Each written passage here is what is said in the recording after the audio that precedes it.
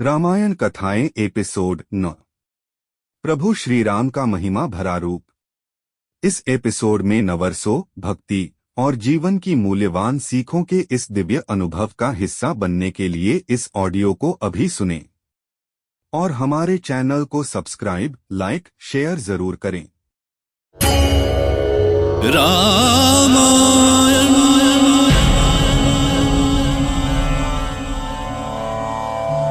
मैं काल हूं, काकभूषणी जो राम के हाथ की रोटी छीनकर आकाश में उड़े तो राम भी उड़ चले उनके पीछे। नन्हे से राम ने तीनों लोकों में काकभूषणी का पीछा किया। आखिरकार काकभूषणी उड़ते उड़ते हार गया।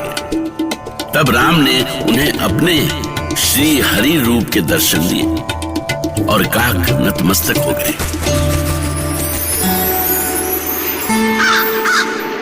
क्षमा करें प्रभु, मुझे क्षमा करें। मैंने आपके बालक रूप पर संदेह किया। इस प्रकार अपनी अद्भुत लीलाएं दिखाते श्री राम 5 वर्ष के हुए।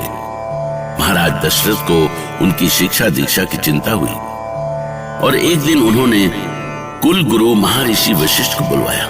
गुरुर् ब्रह्मा गुरुर् विष्णु गुरुदेवो महेश्वरः गुरुः साक्षात् परब्रह्म तस्मै श्री गुरुवे नमः।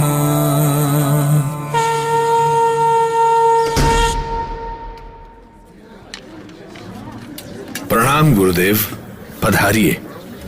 आपके आगमन से हम धन्य हुए।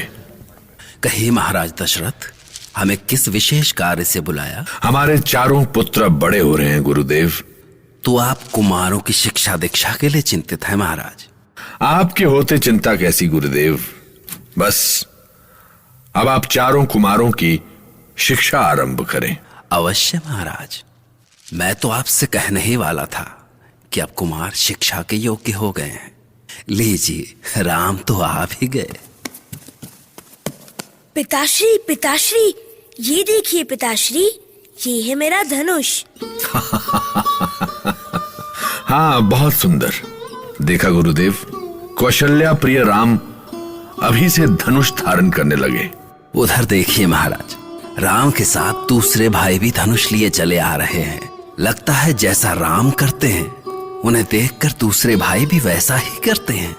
आपने सच कहा गुरुदेव, राम में ही इनके प्राण बसते हैं। देखिए पिताश्री, मेरा धनुष कितना अच्छा है ना? नहीं लक्ष्मण, मेरा अच्छा है। देखिए पिताश्री। सबसे अच्छा मेरा है भरत भैया, ये देखिए। शत्रुघ्न, तुम तो धनुष पर प्रत्यंचा चढ़ाना भी सीख गए।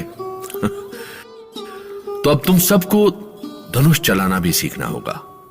गुरुदेव कल से ही तुम सबको अस्त्र शस्त्र की आरंभिक शिक्षा देना शुरू करेंगे।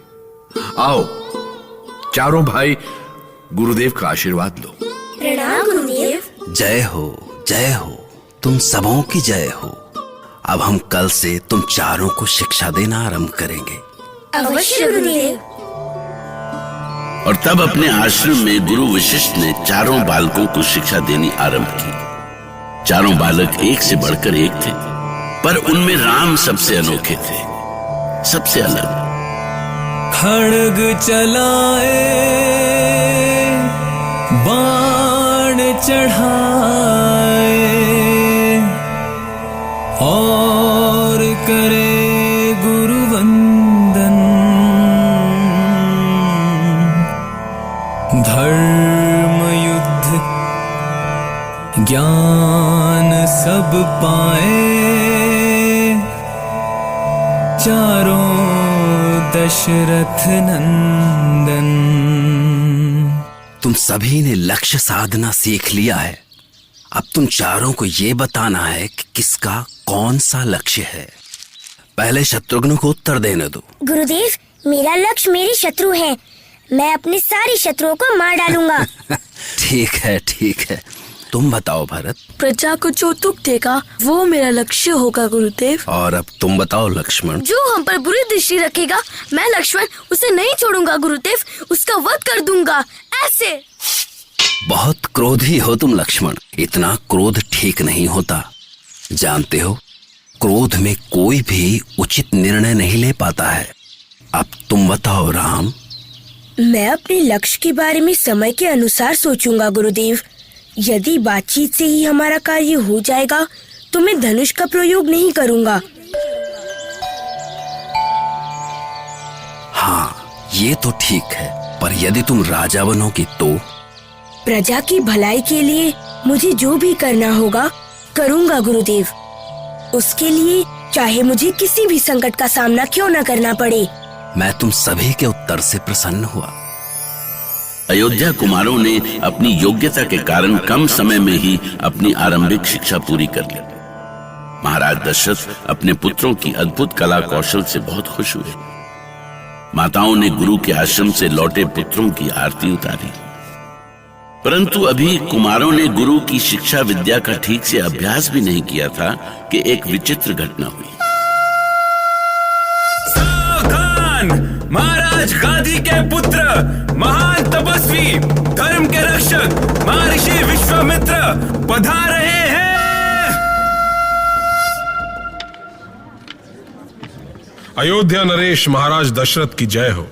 पधारिए महर्षि, आप बड़े शुभ समय पर आए हैं।